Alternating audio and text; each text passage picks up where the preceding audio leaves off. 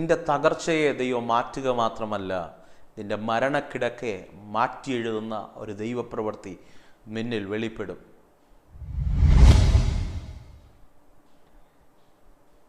അതേ പ്രിയരെ, നിന്റെ മരണക്കിടക്കെ പോലും മാറ്റി എഴുതുന്ന ഒരു വലിയ ദൈവപ്രവൃത്തി ഈ പകൽ നിന്റെ ജീവിതത്തിനകത്ത് വെളിപ്പെടും. എല്ലാവർക്കും നല്ലൊരു പ്രഭാത വന്ദനം ഞാൻ ആശംസിക്കുകയാണ്. ജേണി വിത്ത് ഹോളി സ്പിരിറ്റ് എന്ന ദൈവിക സന്ദേശവുമായി ഈ പകലും നിങ്ങളുടെ മുൻപിൽ ആയിരിക്കാൻ ദൈവത്തിനാൽ ഒരുക്കുന്ന വലിയ കൃപകൾക്കായി ഞാൻ എൻ്റെ ദൈവത്തെ സ്തുതിക്കുന്നു, സ്തോത്രം ചെയ്യുന്നു. ഈ പ്രഭാതത്തിലും നിങ്ങളെ അടുക്കൽ കടന്നു വരുവാൻ ദൈവത്തിനാൽ ഒരുക്കുന്ന വലിയ കൃപകൾക്കായി ഞാൻ എൻ്റെ ദൈവത്തെ സ്തുതിക്കുന്നു, സ്തോത്രം ചെയ്യുന്നു. തുടർമാനമായിട്ടുള്ള സന്ദേശങ്ങളെല്ലാം നിങ്ങൾക്ക് അനുഗ്രഹമാകുന്നു എന്ന് കേൾക്കുന്നതിൽ അതിയായ സന്തോഷമുണ്ട്. അനേകർ വിളിക്കുന്നുണ്ട്, അനേക വിടുതലിൻ്റെ സാക്ഷ്യങ്ങളൊക്കെ ഞങ്ങളെ വിളിച്ചറിയിക്കുന്നത് അതിയായ സന്തോഷമുണ്ട്. ഈ പ്രഭാതത്തിലും ദൈവം നിങ്ങളോട് കൃത്യമായി സംസാരിക്കട്ടെ എന്ന് ആത്മാർത്ഥമായി പ്രാർത്ഥിക്കുകയാണ്. ദൈവാത്മാവിൻ്റെ ഹൃദയത്തിൽ തന്ന ഒരു ചെറിയ ചിന്ത നിങ്ങളോട് ഞാൻ കൈമാറാൻ ആഗ്രഹിക്കുകയാണ്. യെശയ്യാവിൻ്റെ പ്രവചന പുസ്തകം 38 അധ്യായം അതിൻ്റെ 5-ാമത്തെ വാക്യം. നീ ചെന്ന് ഹിസ്കിയാവിനോട് പറയേണ്ടത്, നിന്റെ പിതാവായ ദാവീദിൻ്റെ ദൈവമായ യഹോവ ഇപ്രകാരം അരുളി ചെയ്യുന്നു, ഞാൻ നിന്റെ പ്രാർത്ഥന കേട്ടു, നിന്റെ കണ്ണുനീർ കണ്ടിരിക്കുന്നു. ഞാൻ നിന്റെ ആയുസ്സിനോട് 15 സംവത്സരം കൂട്ടും. പ്രിയരെ, ഒരു പ്രാർത്ഥനയുടെ സന്ദർഭമാണ്.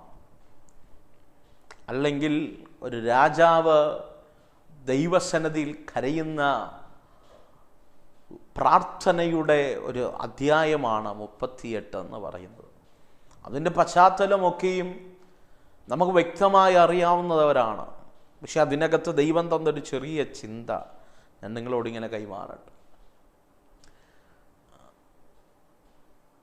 അതിരാവിലെ യെശയ്യാവ് ദൈവത്തിൻ്റെ ദൂതുമായി ഹിസ്കിയാവിനെ കാണാൻ വരികയാണ്. ഹിസ്കിയാവിൻ്റെ അടുക്കൽ പോയിട്ട് ഹിസ്കിയാവിനോട് പറയുന്നു, രാജാവേ, നിന്റെ കുടുംബകാര്യം ക്രമത്തിലാകണം, നീ മരിച്ചു പോകുമെന്ന വാർത്ത കേട്ടതും സ്വാഭാവികമായി ഒരു പ്രവാചകൻ, അല്ലെങ്കിൽ ആ കാലത്തെ പ്രവാചകന്മാരെന്നൊക്കെ പറഞ്ഞു കഴിഞ്ഞാൽ ദൈവിക പ്രൊഫറ്റിക്കൽ ഓഫീസുകളും അഡ്മിനിസ്ട്രേഷനുകളും ഒരുപോലെ കൈകാര്യം ചെയ്തവരാണ്. പ്രവാചകൻ പറഞ്ഞു കഴിഞ്ഞാൽ അതുപോലെ സംഭവിക്കും.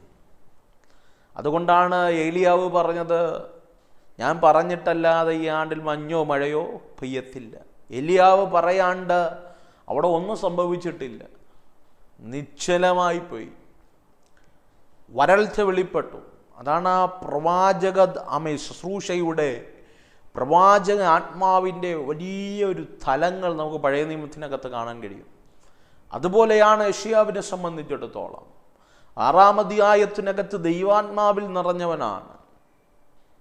അതുവരെയും അനേകരെ കുറ്റം പറഞ്ഞ് പ്രവചിച്ച് നടന്നവൻ 6-ാം അധ്യായത്തിൽ തന്നോട് തന്നെ പറയുകയാണ്, ഞാൻ അകൃത്യം നിറഞ്ഞൊരു മനുഷ്യനാണ് എന്ന് തൻ്റെ കുറ്റം ദൈവസന്നിധിയിൽ സറണ്ടർ ചെയ്ത് നിൽക്കുന്ന യെശയ്യാവിനെയൊക്കെ നമുക്ക് കാണാൻ കഴിയുന്നുണ്ട്. പക്ഷെ ഇവിടെ 38-ാം അധ്യായത്തിനകത്ത് വേറൊരു ഡൈമെൻഷനിലേക്കുള്ള ശുശ്രൂഷയാണ് യെശയ്യാവ് ചെയ്യുന്നത്.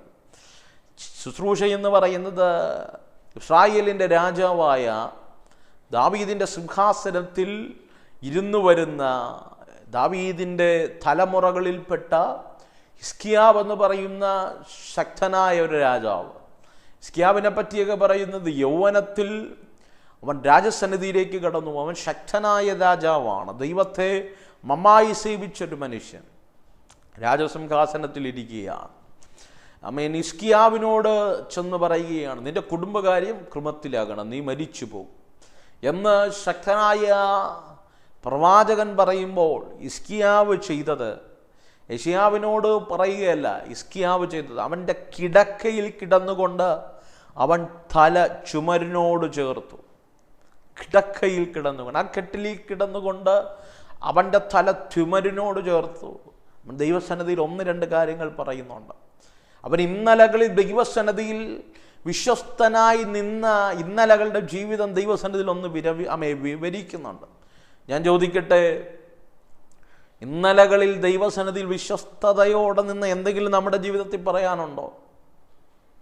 നമ്മളെല്ലാം പറയുന്നുണ്ട്, അയ്യോ എൻ്റെ ജീവിതം ഇങ്ങനെയായി, എൻ്റെ കുടുംബം ഇങ്ങനെയായി, എൻ്റെ തലമുറകൾ ഇങ്ങനെയായി എന്നും പരാതിയും പരിവട്ടവും അല്ലാണ്ട് എന്തെങ്കിലും ദൈവസന്നിധിയിൽ നീ ചെയ്ത എന്തെങ്കിലും നന്മ പ്രവർത്തി ദൈവസന്നിധി നിനക്ക് ഓർമ്മപ്പെടുത്താൻ കഴിയുമോ?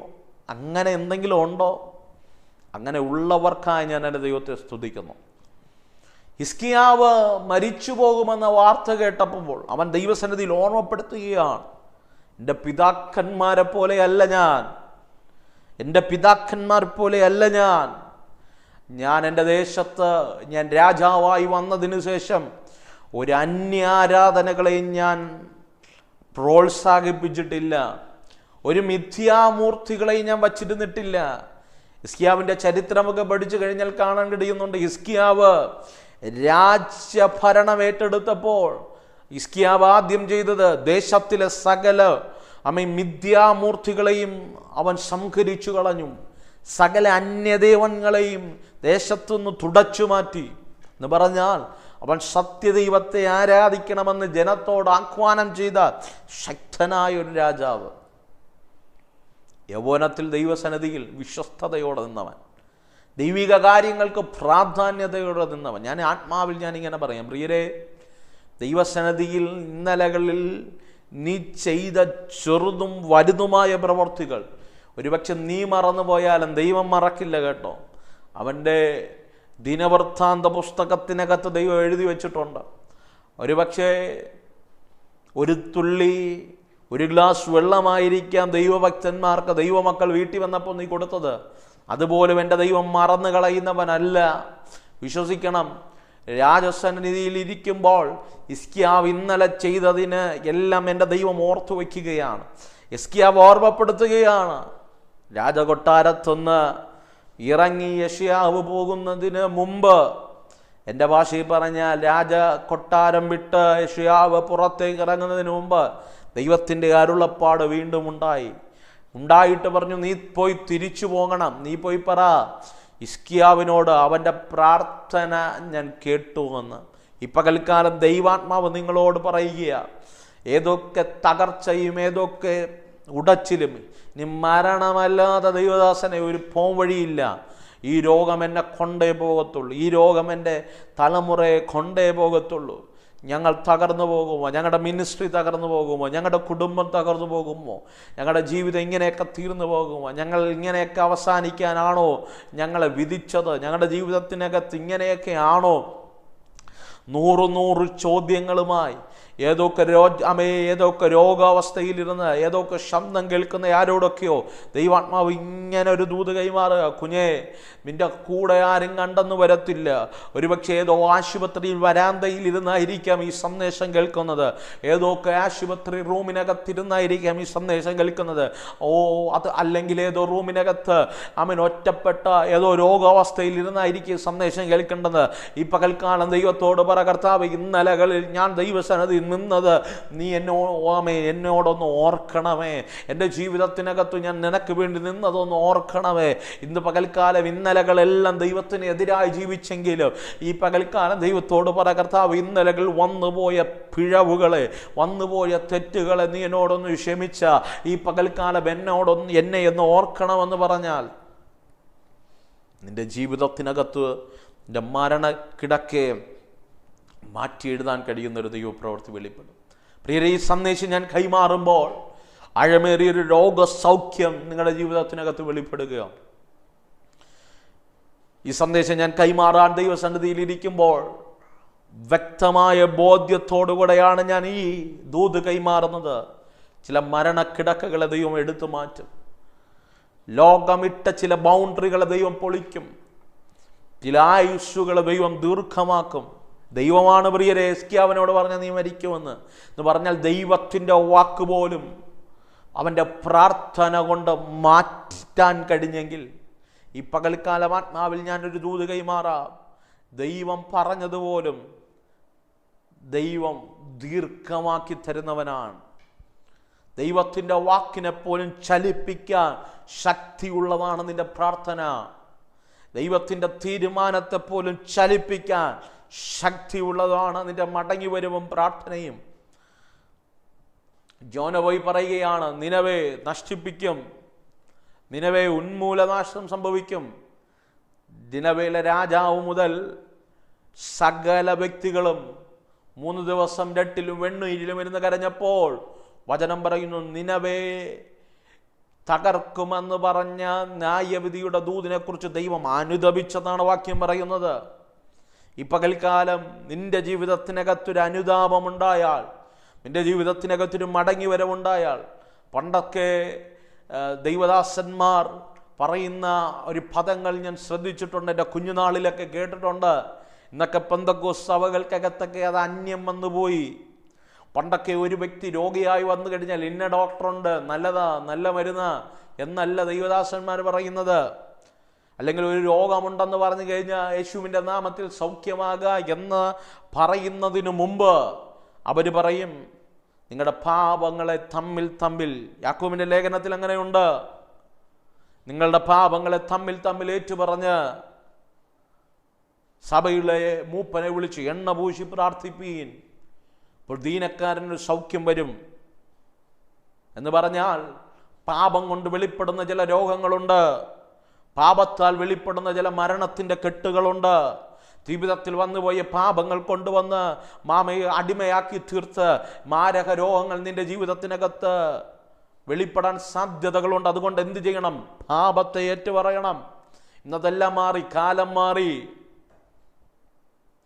ദൈവവചനം അടിസ്ഥാനമില്ലാതെ കുറേ പേരെന്തൊക്കെ പുറംമൂടികൾ കാണിച്ച് പലരെയും വശീകരണത്തിൻ്റെ, പൗലൂസിൻ്റെ ഭാഷയിൽ പറഞ്ഞ വശീകരണ വാക്കുകൊണ്ട് പലരെയും നാശയോഗ്യരാക്കി മാറ്റുമ്പോൾ, എളിയ ദൈവദാസൻ എന്ന നിലയ്ക്ക് പ്രഭാതത്തിൽ ഞാൻ നിങ്ങളോട് പറയാം, ജീവിതത്തിനകത്ത് വന്നുപോയ പാപങ്ങളെക്കുറിച്ച് ദൈവസന്നിധിയിൽ ഏറ്റുപറഞ്ഞുപേക്ഷിക്കുക. നിന്റെ മരണക്കിടക്ക മാറും. നിന്റെ ജീവിതത്തിനകത്തുള്ള വലിയ ദൈവിക പ്രവൃത്തി വെളിപ്പെടും. ഹിസ്കിയാവിൻ്റെ ജീവിതത്തിനകത്ത് ദൈവം അവൻ്റെ പ്രാർത്ഥന കേട്ടെന്ന്. ഹിസ്കിയാവിൻ്റെ പ്രാർത്ഥന കേട്ടെങ്കിൽ എന്തുകൊണ്ട് നമ്മുടെ പ്രാർത്ഥന ദൈവം കേൾക്കില്ല? നീ ഏത് രാജ്യത്തിൽ നിന്ന് ശബ്ദം കേട്ടാലും, ഏത് വീട്ടിനകത്തിരുന്ന് ഈ ശബ്ദം കേട്ടാലും ദൈവസന്നിധിയിൽ പ്രാർത്ഥിക്കണം. എന്തിനു വേണ്ടി? മരണക്കിടക്കയെ മാറ്റാൻ കഴിയുന്ന ദൈവത്തിൻ്റെ കരങ്ങളുണ്ട്. നിന്റെ ഒരു തീരുമാനം മതി നിന്റെ ആയുസ്സിൻ്റെ ദൈവത്തിന് ദീർഘമാക്കാൻ. നിന്റെ ഒരു തീരുമാനം മതി നിന്റെ ജീവിതത്തെ ദൈവത്തിന് മാറ്റിമറിക്കാൻ. സ്നേഹിത, ഈ പകൽക്കാലം ആത്മാവിൽ ഞാൻ നിങ്ങളെ എൻകറേജ് ചെയ്യുകയാണ്. വന്നുപോയെന്ന് ദൈവസന്നിധിയിൽ തുറന്നു പറയുക. ദൈവസന്നിധിയിൽ തുറന്നു പറഞ്ഞിട്ട് മടങ്ങി വാ.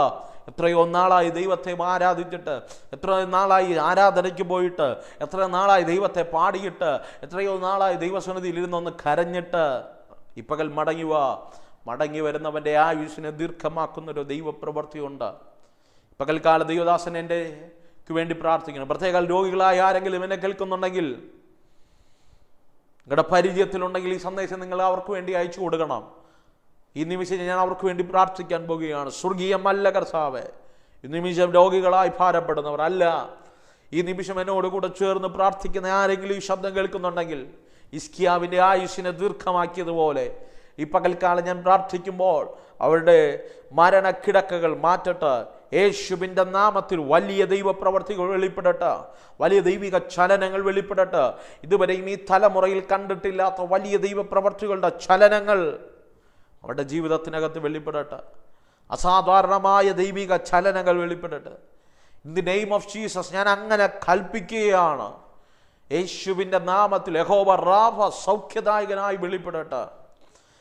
ഗിലെയാദിൽ ഞങ്ങൾക്കൊരു വൈദ്യനുണ്ടെന്നറിയാം. ഞങ്ങളെ സൗഖ്യമാക്കാനുള്ള തൈലം അവൻ്റെ പക്കലുണ്ടെന്നറിയാം.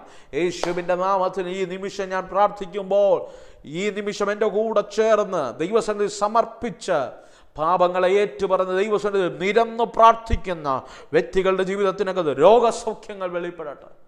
അനേക സാക്ഷ്യങ്ങൾ ഞങ്ങൾ വിളിച്ചറിയിക്കട്ടെ. ഞാൻ ആത്മാവിൽ അങ്ങനെ ബ്ലസ് ചെയ്ത് പ്രാർത്ഥിക്കുക. ദൈവിക നീതി വെളിപ്പെടും. ഈ ജനത്തെ ഞാൻ അങ്ങനെ ബ്ലസ് ചെയ്യുന്നപ്പ യേശുവിൻ നാമത്തിനെ ആമേൻ, ആമേൻ, ആമേൻ. പ്രിയരെ, വിശ്വസിക്കുക, മരണക്കിടക്കെ മാറ്റി എഴുതാൻ കഴിയുന്ന ഒരു ദൈവത്തിൻ്റെ ചലനമുണ്ട്. ഈ തലമുറയിൽ ദൈവസന്നിധിയിൽ പ്രാർത്ഥിക്കുക. പാപങ്ങളെ ഏറ്റുപറഞ്ഞ് പ്രാർത്ഥിക്കുക. നിന്റെ രോഗത്തെ ദൈവം ഈ പകൽ സൗഖ്യമാക്കും. നിങ്ങൾക്ക് ഈ സന്ദേശം അനുഗ്രഹമായെങ്കിൽ മറ്റുള്ളവർക്കും കൂടെ ഷെയർ ചെയ്ത് കൊടുക്കുക. പ്രത്യേക ഏതെങ്കിലും രോഗികൾ നിങ്ങളുടെ കൂടാരങ്ങൾ നിങ്ങളുടെ പരിചയത്തിലുണ്ടെങ്കിൽ ഈ സന്ദേശം അയച്ചു കൊടുക്കുക. അവരെ ദൈവം ഈ പകൽക്കാലം വിടുവിക്കും. അവരുടെ ഒരു മടങ്ങി വരവിന് ഈ സന്ദേശം ഒരു കാരണമായി മാറും. നിങ്ങൾക്കൊരു വാക്ക് പ്രാർത്ഥന ആവശ്യമുണ്ടെങ്കിൽ തീർച്ചയായും ഞങ്ങളെ കോൺടാക്റ്റ് ചെയ്യുക. ഞങ്ങൾ നിങ്ങൾക്ക് വേണ്ടി പ്രാർത്ഥിക്കാൻ റെഡിയാണ്. എല്ലാ പ്രഭാതത്തിലും ഇതുപോലെ സന്ദേശം നിങ്ങൾക്ക് ലഭിക്കണമെങ്കിൽ നിങ്ങളുടെ ചാനൽ സബ്സ്ക്രൈബ് ചെയ്യുക. God bless you. Let us start our journey with Holy Spirit. Amen. Amen. Amen.